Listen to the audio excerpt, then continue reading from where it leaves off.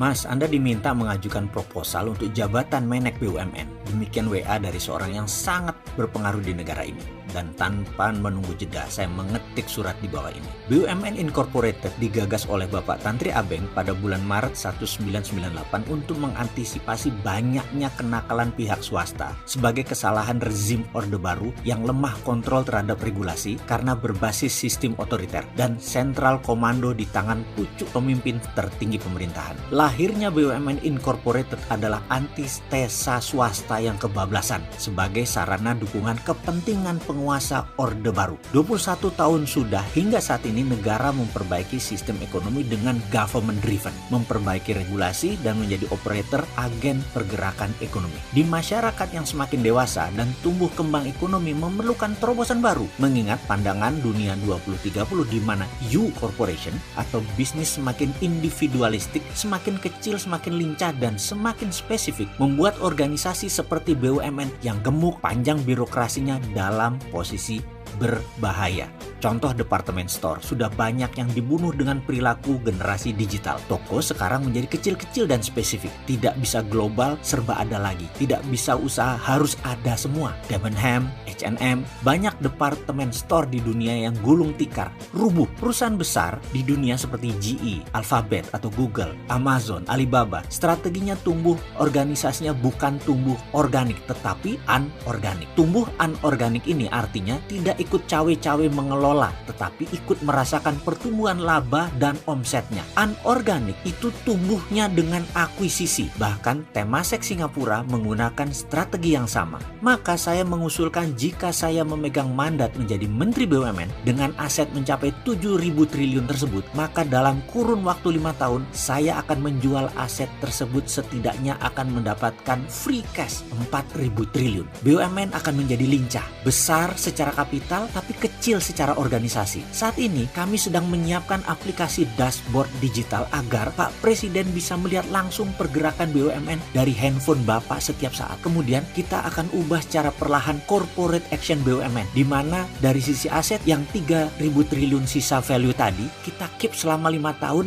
dan akan meningkat menjadi double, menjadi 6.000 triliun dengan cara bertumbuh anorganik dan memberikan setoran dividen ke negara termasuk pajak di atas 400 triliun per tahunnya. Salah satu alat untuk tumbuh BUMN adalah dengan menjalankan SWF atau Sovereign Wealth Fund. Ini saya mohon khusus waktu untuk pemaparan. Dana hasil penjualan BUMN selama 5 tahun ke depan tersebut kira-kira 4.000 triliun, 30%-nya untuk penguatan BUMN dan 70%-nya bisa negara gunakan untuk mengembangkan infrastruktur lanjutan, juga melakukan pemindahan pusat pemerintahan baru dan keperluan negara lainnya. Ada 800 BUMN dari pucuk hingga cicit akan dikurangi dengan merger kemudian dijual ke pasar modal, sehingga ada 50-an perusahaan gabungan dari 700 BUMN setelah merger dan diakuisisi yang akan melantai di bursa dalam 5 tahun ke depan, hingga hanya ada 4 perusahaan holding yang masih dipegang, yaitu telekomunikasi, perbankan, migas, pertambangan PLN, dan agribisnis. Karena keempatnya merupakan bidang strategis, telekomunikasi atau telco akan menjadi pusat digital layaknya Alibaba hingga Facebook. Mirip, sisa BUMN akan dilepas hingga 100% kepemilikan negara hilang, namun secara bertahap, tidak sekaligus. Setiap naik nilainya lepas 20%, naik lagi lepas lagi 20%, hingga 0, kurang lebih dalam 10 tahun ke depan.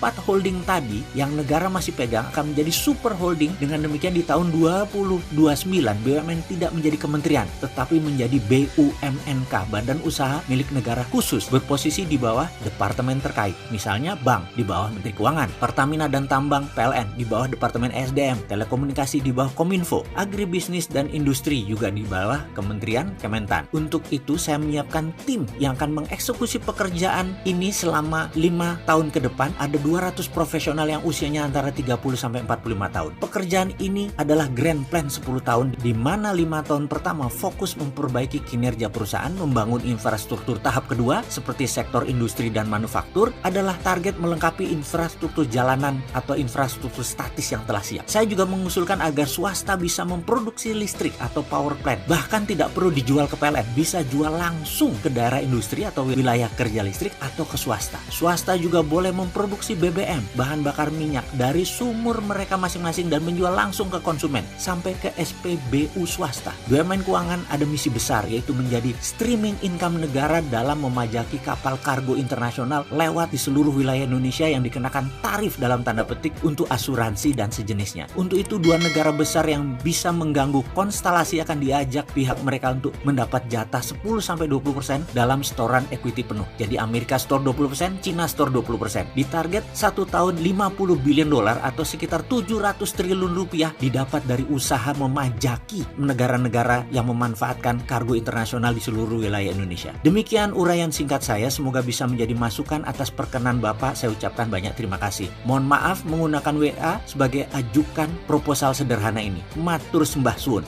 MWP. Pak, demikian suara keras menyapa. Bapak ini satu apa dua? Mendengar pernyataan tersebut saya kaget. Loh, Pilpres kan sudah lewat dalam hati saya. Oh, rupanya si supir minta petunjuk arah. Terminal 3 Pak, Garuda. Kata saya segera karena masih tengar-tengar dibangunkan tidur oleh suara pertanyaan supir taksi dalam perjalanan pagi-pagi dapat mimpi menerima panggilan disuruh buat lamaran. Ngimpi toh.